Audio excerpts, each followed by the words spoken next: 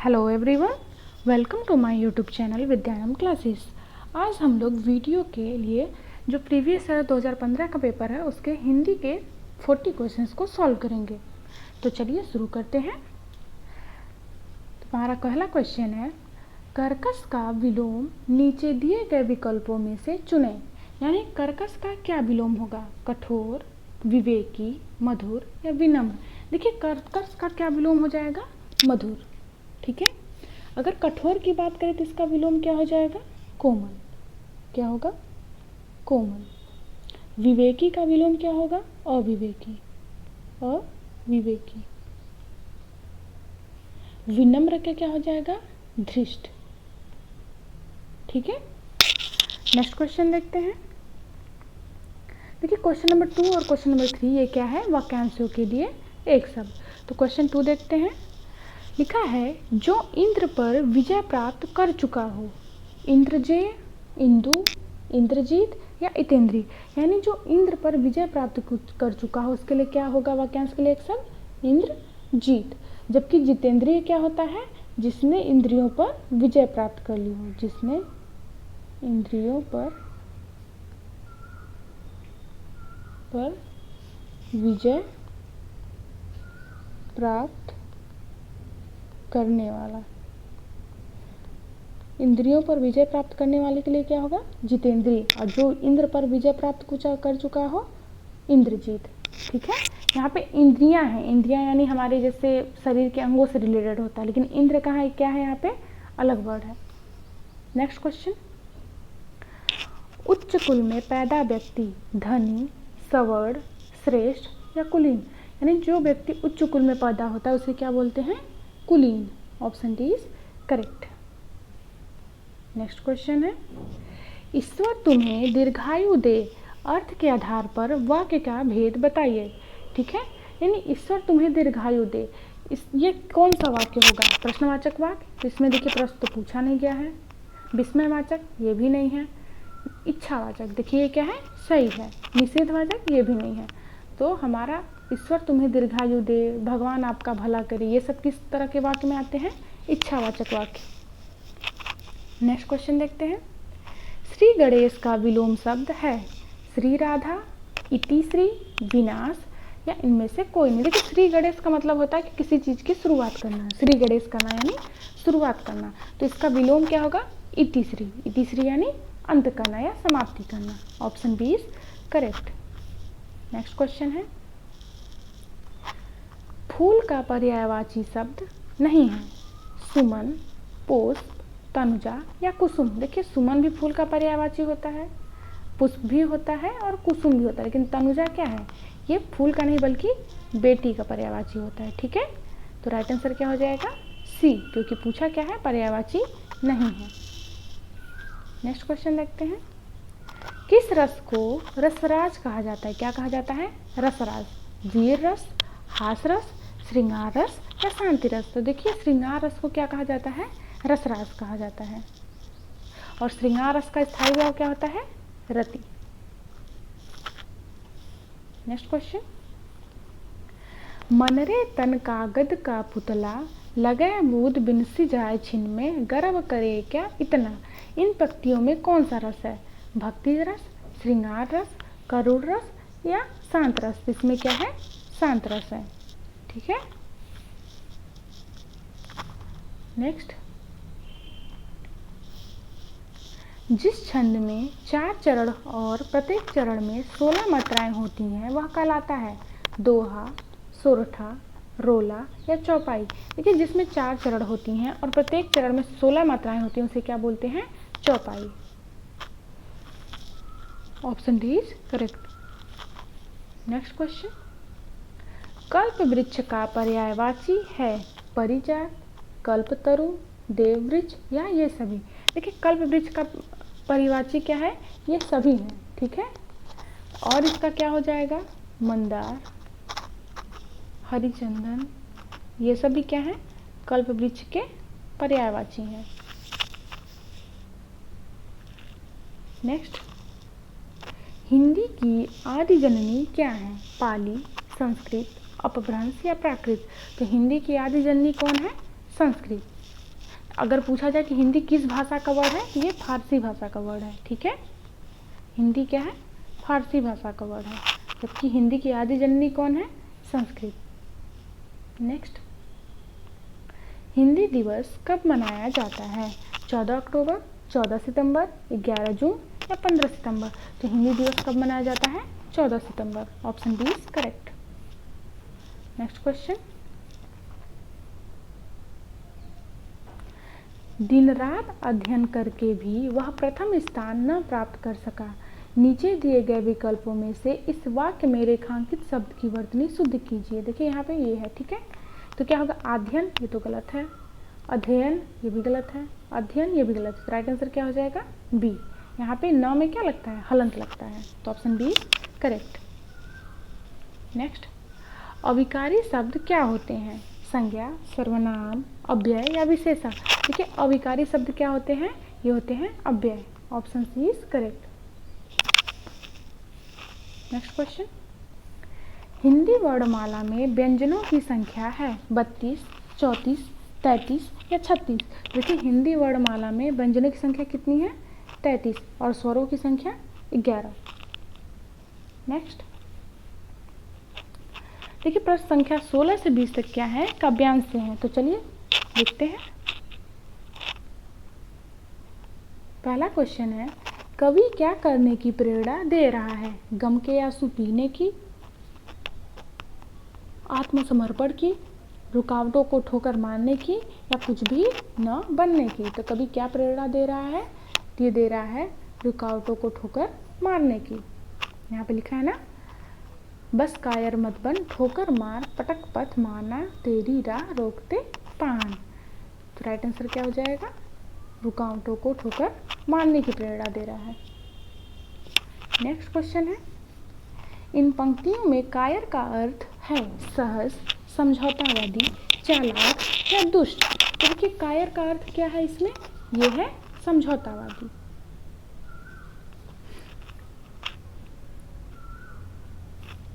Next, कुछ भी बन बस कायर मत बन, कवि ने क्यों कहा?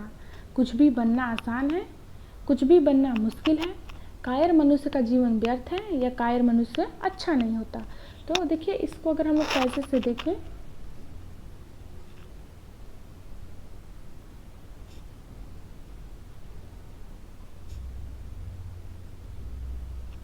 देखिए यहाँ पे लिखा है ना, कुछ भी बन बस कायर मत बन, ले देकर जीना क्या जीना, कब तक गम के आंसू पीना, मानवता ने तुझको सींचा, वहाँ युगों तक खून पसीना। देखिए इसका क्या सेंस हो जाएगा यहाँ पे? तो कुछ भी बन बस कायर मत बन, कवि ने ऐसा क्यों कहा? क्योंकि इसका राइट आंसर हो जाएगा कायर मनुष्य का जीवन क्या है? व्यर्थ है, इसलिए कवि ने कहा कि सब बन लेकिन कायर मत बन। नेक्स्ट है, पाहन शब्द का पर्यायवाची है क्या है? मेहमान, पैर, पत्थर या पर्वत? तो पाहन शब्द का पर्यायवाची क्या है? ये हो जाएगा पत्थर। नेक्स्ट क्वेश्चन, कवि के अनुसार किस प्रकार का जीवन व्यर्थ है? आदर्शवादी, समझौतावादी, खून पसीना बहाकर या रुकावटों को ठोकर मारकर? तो कवि के अनुसार किसका जीवन व्यर्थ है? तो कवि के अनुसार समझौतावादी का जीवन व्यर्थ है। नेक्स्ट, इस समास में पहला पद संख्यावाचक होता है, अव्ययी भाव, हिंदू, ये हिंदू नहीं, यहाँ पे द्विगु होगा, द्विगु, द्वंद्व या कर्मधारय। तो देखिए किस समास में पहला संख्यावाचक होता है? तो द्विगु समास में जो पहला वर्ड होता है वो क्या होता है? संख्यावाचक होता है। जैसे नवरत्न, नवग्रह, चौराहा, ये सब किसके एग्जाम्पल हैं? द्विगु समास के। नेक्स्ट क्वेश्चन, राजपुत्र में कौन सा समास है? तत्पुरुष, द्विगु, द्वंद्व या कर्मधारय? तो राजपुरुष में कौन सा समास है? तत्पुरुष, राजा का पुरुष, राजपुरुष। नेक्स्ट क्वेश्चन है, निम्नलिखित प्रत्येक 4 विकल्पों में से बेमेल शब्द को चिन्हित कीजिए। ठीक है, क्वेश्चन नंबर 23 और 24 में। चलिए देखते हैं 23 में क्या है? समस्या, खेद, कठिनाई या जटिलता? देखिए इसमें से क्या भिन्न है? समस्या है, ठीक है, कठिनाई भी सेम है, जटिलता भी सेम है, लेकिन खेद यानी हमें किसी गलती हो गई तो उसको हमें खेद है, तो ऑप्शन 20 क्या है, ये अलग है, तो ऑप्शन 20 राइट। 24 क्वेश्चन देखते हैं, ये भी सेम है, इसमें जो भिन्न है उसको ढूंढना है। पहला है घर, दूसरा प्रियजन, तीसरा परिवार, चौथा बच्चे। देखिए दूसरा, तीसरा और चौथा क्या है, प्रियजन, परिवार, बच्चे, ये लोगों संबंधित है, लेकिन घर क्या है, ये आवास है, तो option is correct. Next question है, जिस समास का पूर्व पद प्रधान हो उसे कौन सा समास कहते हैं, संबंध तत्पुरुष, कर्मधारय, अव्ययी भाव या द्वंद्व। देखिए पहला पद क्या है, प्रधान है, तो उसे कौन सा समास बोलते हैं, उसे बोलते हैं अव्ययी भाव समास। नेक्स्ट 26 से 29 तक क्या है, निम्न भक्ति काव्य के प्रमुख कवि कौन है। दिए गए विकल्पों में से निर्गुण भक्ति काव्य के प्रमुख कवि कौन है, सूरदास, कबीरदास, तुलसीदास या केशव। तो निर्गुण भक्ति धारा से कौन है, यह है कबीरदास। कबीर के कोई मतलब गुरु नहीं थे कि हैं कृष्ण भक्ति धारा से हैं या राम भक्ति धारा से हैं, ये निर्गुण भक्ति धारा से थे। नेक्स्ट है, भारतीय संविधान में किस भाषा को राजभाषा के रूप में स्वीकार किया गया है, अंग्रेजी, उर्दू, हिंदी या तमिल। यहाँ पे तमिल, तो इसका राइट आंसर हो जाएगा किस भाषा को राजभाषा के रूप में स्वीकार किया है, तो वह है Hindi, option C is correct. और ये किस आर्टिकल में है, आर्टिकल 343। नेक्स्ट क्वेश्चन, कामायनी महाकाव्य के रचयिता कौन है, सूरदास, प्रेमचंद, जयशंकर या कबीरदास। देखिए कामायनी के रचयिता कौन है, ये हैं जयशंकर प्रसाद। कामायनी, आंसू, झरना, लहर, तितली, ये सब किसके हैं, जयशंकर प्रसाद के। नेक्स्ट क्वेश्चन देखते हैं, पृथ्वीराज रासो किस काल की रचना है, आदिकाल, रीतिकाल, भक्तिकाल या आधुनिक काल। देखिए पृथ्वीराज रासो जो है ये किस काल का है, आदिकाल के, और इसके रचयिता कौन है, चंद्र बरदाई। ठीक है, नेक्स्ट क्वेश्चन, दिवा स्वप्न का समय मेघमय आसमान से उतर रही है, यह संध्या सुंदरी परीसी धीरे धीरे। इन पंक्तियों में कौन सा अलंकार है, रूपक, उपमा, श्लेष या मानवीकरण। तो इसमें कौन सा अलंकार है, मानवीकरण, क्योंकि देखिए जो संध्या सुंदरी है कैसे उतर रही है, परी जैसी धीरे धीरे उतर रही है। तो यहाँ पे क्या हो रहा है कि जो निर्जीव का जो वर्णन हो रहा है वो कैसे हो रहा है, एज अ सजीव हो रहा है। ठीक है, तो वहाँ पे कौन सा अलंकार होता है, मानवीकरण। नेक्स्ट, हिंदी शब्दकोश में छ का क्रम किस वर्ण के बाद आता है, देखिए क, छ, त्र या ज्ञ। देखिए त्र किस वर्ण से मिलकर बना है, त और र। ज्ञ किससे मिला है, ज और इ। तो देखिए त के बाद त्र आता है, ज के बाद ज्ञ आता है, लेकिन छ किसके बाद आता है, तो छ किससे मिलकर बना है, क और स से। तो ये किस वर्ण के बाद आएगा, क वर्ण के बाद, option A is correct. Next question, खग जाने खग की ही भाषा लोकोक्ति का उचित अर्थ नीचे दिए गए विकल्पों में से बताइए। पक्षियों की तरह बोलना, पक्षियों की भाषा न जानना, पक्षी अपनी भाषा स्वयं समझते हैं, या समान प्रवृत्ति वाले लोग एक दूसरे को सराहते हैं। तो खग जाने खग की ही भाषा के लिए राइट आंसर क्या हो जाएगा, समान प्रवृत्ति वाले लोग एक दूसरे को सराहते हैं, यानी जो जैसा रहेगा उसको वैसे ही लोगों को सराहेगा। नेक्स्ट देखिए, जो भी लोकोक्ति या मुहावरे होते हैं उसका कभी भी डायरेक्ट मीनिंग नहीं होता है। ठीक है, कि पक्षियों की तरह बोलना, पक्षियों की भाषा न जानना, या पक्षी अपनी भाषा स्वयं समझते हैं, इस तरह का नहीं होता है। नेक्स्ट, नीचे दिए गए वाक्य के पहले और अंतिम भाग में क्रमशः 1 और 6 की संख्या दी गई है। इनके बीच के अंशों को 4 भागों में बांटकर य, र, ल, व की संख्या दी गई है। ये चारों भाग उचित क्रम में नहीं हैं। इन चारों को उचित क्रम में लगाएं ताकि एक सही वाक्य बन सके। देखिए पहला क्या है, जिस प्रकार दहकना है उसी प्रकार उसके स्वभाव का मनुष्य का धैर्य, अग्नि का धर्म पर्याय होना चाहिए। इसमें देखिए सही क्रम क्या हो जाएगा इसका, जिस प्रकार अग्नि का धर्म फिर क्या हो जाएगा, दहकना है, उसी प्रकार मनुष्य का धैर्य उसके स्वभाव का पर्याय होना चाहिए। ठीक है, तो राइट आंसर क्या हो जाएगा, व य ल र। ठीक है, ऑप्शन देखते हैं, व य ल र किस में है, option C is correct. Next question, अक्ल का दुश्मन मुहावरे का अर्थ है मित्र, महापंडित, महामूर्ख या शत्रु। अक्ल का दुश्मन के लिए मुहावरे का अर्थ क्या हो जाएगा आपका, इसमें हो जाएगा महामूर्ख, option C is correct. Next question है, वाक्य के अशुद्ध भाग का चयन कीजिए, यदि कोई त्रुटि न हो तो भाग डी को चिन्हित कीजिए। धनवान को व्यर्थ बेकार में सहायता देकर कोई लाभ न होगा। देखिए इसमें त्रुटि क्या है, यहाँ पे जो बेकार और व्यर्थ दोनों सेम मीनिंग वर्ड वाले हैं, तो ये दोनों एक साथ नहीं होंगे, तो यहाँ पे क्या होगा, बी वाले में त्रुटि है, यानी बी नहीं होगा। तो धनवान को व्यर्थ में सहायता देकर कोई भी लाभ न होगा। ठीक है, तो हमारे किस में त्रुटि है, ऑप्शन बी। नेक्स्ट क्वेश्चन देखते हैं, नीचे दिए गए शब्दों में शुद्ध वर्तनी वाला शब्द है सर्वोत्तम, संसारिक, सच्चिदानंद या कीर्ति। तो शुद्ध वर्तनी वाला शब्द क्या है, सच्चिदानंद। यहाँ पे न नहीं है बल्कि च है आधा।